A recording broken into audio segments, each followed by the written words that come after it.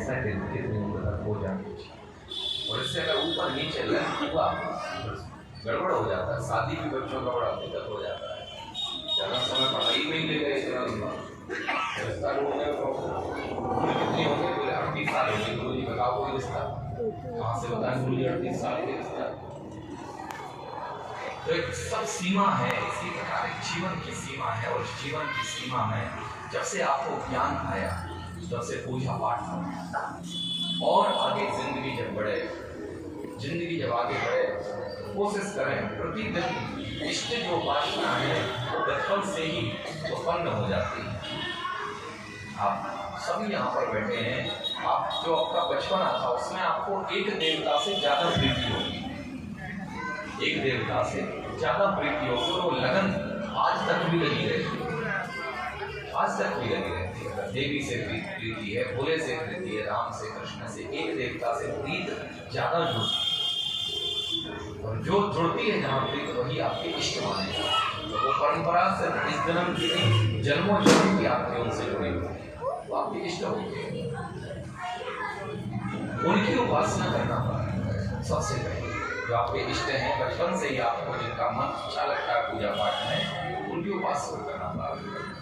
जब आगे बढ़ें तो कुछ आगे बढ़ाएं। गृहस्थ आश्रम में प्रवेश करने के बाद दो चीजें तो अलाउ कर ही लेनी चाहिए। एक तो घर में अग्निहोत्र, प्रतिदिन घर में चाहे 11 मंत्रों से ही हवन करो, सामग्री से करो, घी से करो, गुरु के 11 मंत्र से ही, चाहे कुछ नहीं आता गुरु मंत्र से ही हवन करो, कुछ भी नहीं आता कुल देवी देवता ईश्वर, बस पितरों की आहुति दी जाती है उस समय स्वाहा नहीं स्वधा बोला जाता है, ये ध्यान रखना। पितरों की आहुति देना, पितर देवताई स्वधा ये बोला जाता है। ग्राम देवी देवताई स्वाहा, वास्तु देवताई स्वाहा, जितने भी मंत्र हो, महामृत्युंजय आता हो, गायत्री मंत्र आता हो, इन सभी कम से कम 11 आहुति का हवन हमारे घर में होता है। एकादशी का व्रत जीवन में अवश्य होता है। और एकादशी का व्रत करते करते एक बार आप एकादशी का उद्यापन भी अवश्य करके जाए। एक बार व्रत करते करते उद्यापन हो सके किसी तीर्थ में, और भी अच्छी अयोध्या में करें, बनारस में करें, वृंदावन में करें, तीर्थ में एकादशी का उद्यापन करें। ये एक हेतु है, करना ही चाहिए। सत्यनारायण भगवान की व्रत कथा पूर्णिमासी के दिन घर में पहले होती थी। एक समय था जो पूर्णिमासी के दिन पंडित जी आते थे और कथाएं हर घर में ज्यादातर सत्यनारायण की हुआ करती। अब वो परंपरा खत्म हो गई थी। आचार्यगण मिल जाए पंडित जी, आचार्य जी, बहुत अच्छी बात है।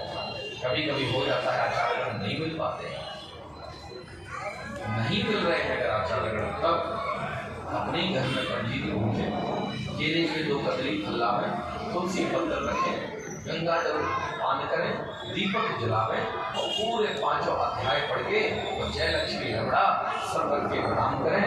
वो हमारे घर में सब कुछ अच्छा बना से। ये पद्धति घर में जो चलती आई परंपरा सत्यनारायण व्रत करना वो पूर्णिमासी में, महीने में सिर्फ एक बार की दिन है, बस एक दिन पूर्णिमासी। और इसके बाद जीवन में हो सके समय निकालें, तो समय निकाल करके यात्राएं कम से कम, ज्यादा ना हो तो 4 धाम तो हो, और थोड़ी अगर सामर्थ्य हो जाए तो 12 ज्योतिर्लिंग भी हो, कम से कम इतना हो। ज्योतिर्लिंग ना हो सके तो कम से कम 4 धाम तो जीवन में हो ही जाए। 4 धाम यात्रा हो, कभी हो, नियम तो बहुत है यात्राओं के, लेकिन कभी भी करेंगे कि 4 धाम यात्रा हो ही जाए और भगवत कृपा हो जाए तो 12 ज्योतिर्लिंग का दर्शन अवश्य जीवन में करेंगे। और ना हो सके तो 4 धाम करके तो एक बार अपने जीवन में भागवतम का श्रवण कर ले, जो अपने लिए भी हो और जो अपने मित्रों के लिए भी। ये आपका कर्तव्य है। और भागवतम का भी मैं पुनः करूँगा, बिल्कुल मत कहना कि गुरु जी अपने चक्कर में, बिल्कुल ऐसा विषय है नहीं है। जिससे आपका मन लगे उससे आप श्रवण करें, बड़े रूप में ना करें, छोटे रूप में करें। और छोटे रूप में करना, घर के अंदर ये वो डाल लो अच्छा, वही अकेले बैठ के सुन लो। लोग जीवन में तीर्थ में सुनो, घर पे सुनो, और सबको इनवाइट करके सुनना है, वो आनंद का विषय है। सबको बुला करके, जैसे साक्षी जी सुन रहे, और भी समरेश जी सुने, सब सुनते हैं, ऐसे सुने। लेकिन एक बार जीवन में भागवतम का पारायण होना चाहिए, तो आप श्रवण करें। आपकी जीवन की यात्रा लगभग कंप्लीट मानी जाती है। यहाँ पर फिर जीवन में भजन प्रगाढ़ रखें, चलते चले जाएं आगे जब तक जिंदगी है।